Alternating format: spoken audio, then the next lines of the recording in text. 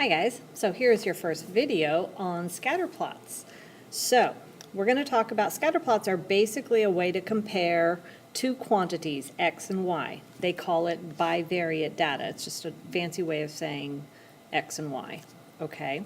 And what you can do after you graph your points, so you're just kind of a bunch of points on an xy axis, you look at the relationship of those points. If in general you see that the slope of your points is going in a positive upward direction, then that is called a positive correlation. If in general you could draw a line through the middle and the line is going down, that is called a negative correlation.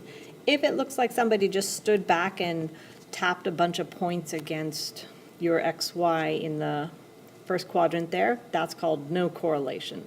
Now, sometimes the data will be very spread out, but the closer it can lie to the line, the stronger the correlation, we say. Kind of intuitively makes sense.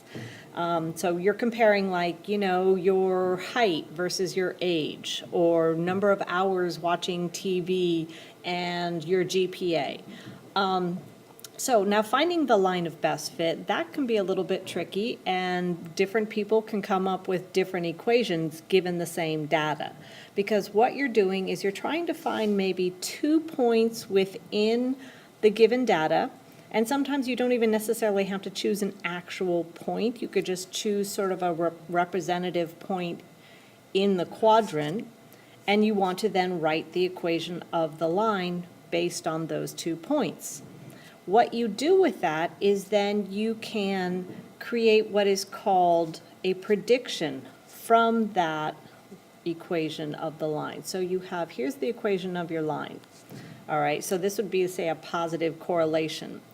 If I want to predict something way out here, in other words, here's my domain. I'm only given data in this area. So if I want to predict something way out here, it's called extrapolation. On the other hand, let's say you're given a bunch of data and I want to find out something, but I don't have the data for that particular year or for that particular item. What I can do is I can still use my equation to find out what point would lie on the line. Okay, that's called interpolation if what you're looking for is within the given domain. So let's do an example and see how this is going to play out. Okay, so we have some data here that shows the median selling price of new one-family housing, and we'll talk about where this data could actually be depicting when we're done. But let's go ahead and take it at face value. So notice they're starting us off at 1994 and going up to 2004. So to make this a little simpler, I'm going to call this t equals 0. And then everything's going up by 2 years after that. So when we do our graph, that makes it just a little bit easier to keep track of time. Okay, so before we draw the scatter plot, we need to consider what is the domain of my data and what is going to be the range. So remember, the domain are your x values, the range is going to be the y values. So my domain is going to be time, t or x, doesn't matter. Time starts at 0 and goes up 10 years. So I'm going to start, I realized I didn't give myself a lot of space to write on the side, so I'm going to make myself a little axis right here. And I'm going to do it like that. Okay, so this will be t equals 0. And then we'll have 2 years later, 4 years later, 6 years later, 8 years later, 10 years later. So remember that at t equals 0, that represents 1994. 10 years later, that is 2004. Okay, so now let's do our range. Our range, the smallest home price is $130,000 in 1994 and goes up to basically $220,000. So it looks like I could do everything by 10. So I'm going to start here at 130. This would be 140. This would be 150, 60, 170, 80, 190. I have 200,000, 210, and we reach our high here at 220. All right, so once I have the domain and range, that lets me set up my graph. Now I can go through and plot my points. So at t equals 0, I'm at 130. So I have a nice plot there. 2 years later, I'm at 140. 2 years after that, I'm at 152. So that's going to be right above the line. And then we go to 169. So that's right below 170. And then we're going to go to 187. 187 is a little bit below the 190. And then we're almost up to the 220, just right below it. Okay, so there is my scatter plot.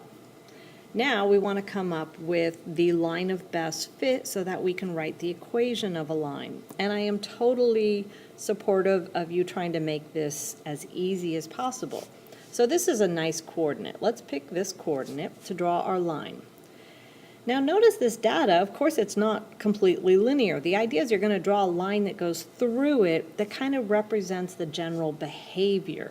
So I'm going to draw a line that, is close to my other data, but also has to be going up because I have to represent this growth up here.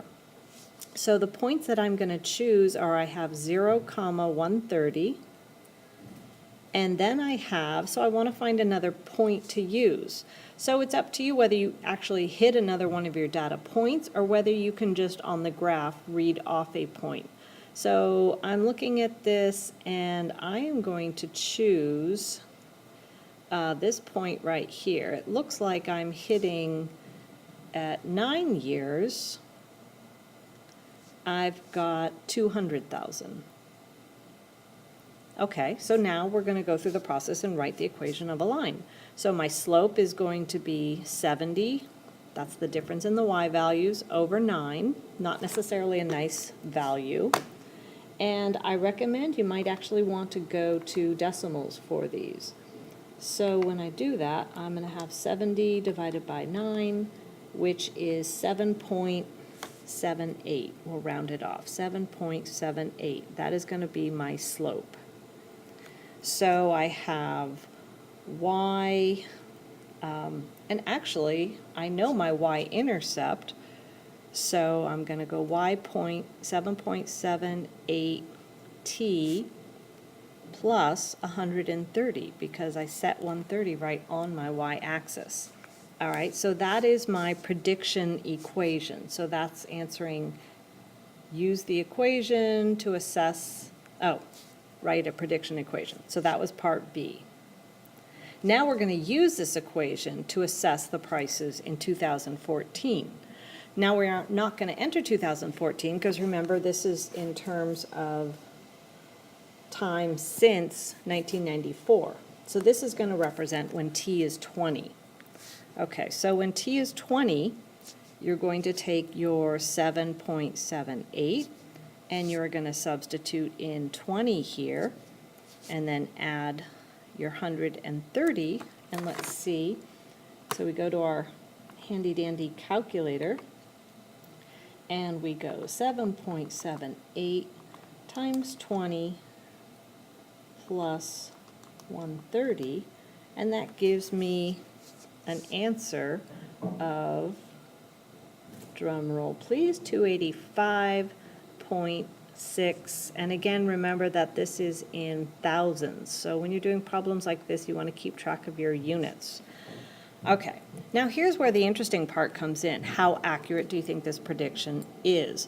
Well, I went ahead and I looked up Walnut Creek, Concord, and Pittsburgh. In all three of those counties, so I thought the high and the low, they don't even come close to 285,000 in 2014 or even 2011 or even 1994. So obviously we live in an area with very inflated prices, so whoever wrote this textbook and got this data, they aren't telling where they got it from.